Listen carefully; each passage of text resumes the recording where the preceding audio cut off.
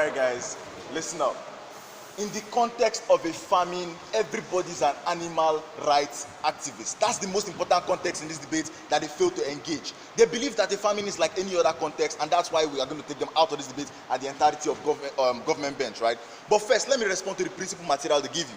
They tell you that animal rights activists are individuals who have a monopoly on the care for animals. So everybody else does not care about animals. Maybe ordinarily this is true. Maybe in a world where every other individual is not imperiled by the nature of a famine or a disaster that concerns the environment, this is true. But in the context where the reason why human beings are imperiled in the first instance is because of animals have been endangered, the environment has been destroyed, there is drought, there is famine, everybody becomes an animal rights activist. Why? Because every individual who is concerned about solving that problem is concerned about catering for the animals, is concerned about catering for the environment, and ultimately their entire argument about how everybody cares about humans and everybody's going to give money to humans but nobody's going to give money to the environment or to animals is flawed. That is the reason why they fall out of this debate. But beyond that, right, let me give you a second level. Ultimately, you must recognize that even if we don't care about the environment, right, worst case scenario, what happens? All the animals die, all the plants die, we import cows or whatever from Sudan or any other country that has them. What happens when the majority of individuals in the country die, when they are imperiled? What happens? Do you import human beings from other countries to repopulate those places? Recognize that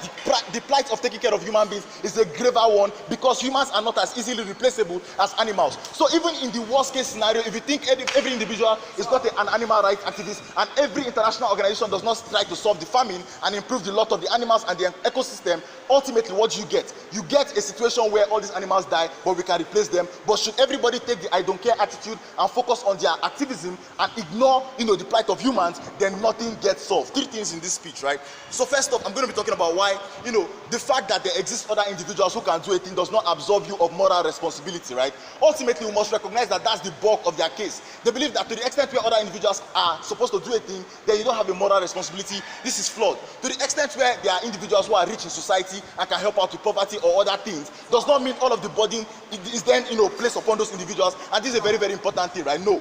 Recognize also that if we live in that sort of world where everybody believes that it is up to those who are most capable or most interested in a particular group to do a thing, then all individuals are going to prioritize their own activism. So gay individuals will think in that country, if we don't have a large number of gay individuals, then we should not care, right? Other individuals who care about fishes and all sorts of other things, we think if they don't have their own interest group, they should not care. Why should we not live in such a world? Why do we think it is very dastardly, right? Because ultimately, there is no group that is a human rights activist group.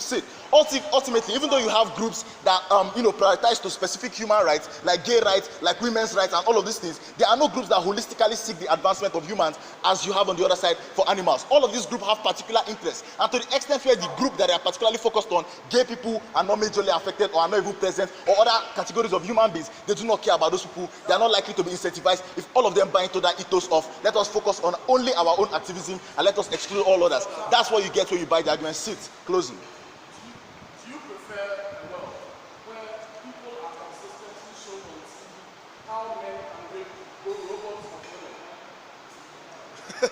Okay, do we prefer a world where men are shown or where we normalize rape culture or whatnot? Of course not. We don't prefer a world where we normalize rape culture. It's very important to state this, right? But recognize that in this debate, what we are saying is not that animals don't matter. But even if you think animals matter, you cannot think animals matter more than humans. And that is the ultimate message that you pass across where you say we should prioritize in the case of equal crisis animals over humans. We do not think animals are more important than humans. That's very important to state. Second thing, right?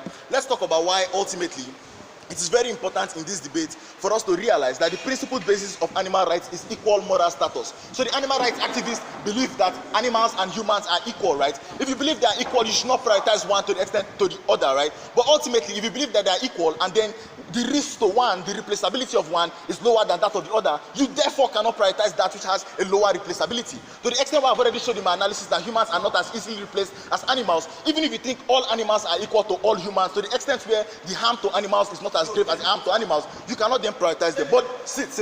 But then secondly, we tell you that ultimately, you must focus on where you can make the most impact. Recognize that the ecosystem is more resilient than human societies. The ecosystem, if you cut down a baobab tree or there's famine, ultimately rainforest can regrow, desertification can be reversed, new crops or new trees can be planted on that same land, but you cannot do the same thing to humans. So to the extent where you want to mitigate, harm, the best place to focus to mitigate that harm is to reduce the extinction of that group, which is less likely to be replaceable, right? Opening.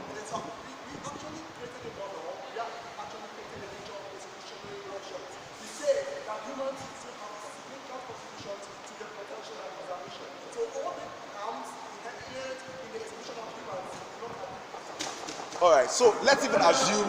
No, so his argument is that humans are not going to be harmed, everybody's going to be giving money to humans. But the first thing I said is that the problem here is famine. When there is famine and you want to solve the problem, as long as you don't want to feed human beings in perpetuity, you cater for the environment, you cater for animals, you cater for all of those things. Your policy cannot just be let us give people food until they are satisfied. That cannot happen in perpetuity. To that extent, every individual is going to engage in terms of replenishing the environment, and that point does not hold. So you are going to have enough actors who are like, protecting the environment and animals and all of that stuff. So that POI is irrelevant. Finally, let me tell you why the consequences of such prioritization are devastating, not just for those animal rights activists, but also for animals, the environment, and everybody, right? So, two things. One, let's talk about how the devaluation of human needs, is a devaluation of animal well-being ultimately. Recognize that how most people empathize with animals is because they personify them. You look at a koala and it's very cuddly and you think, I wouldn't want that koala to be hurt because I like human babies and it looks very much like a human baby. You would want to prioritize,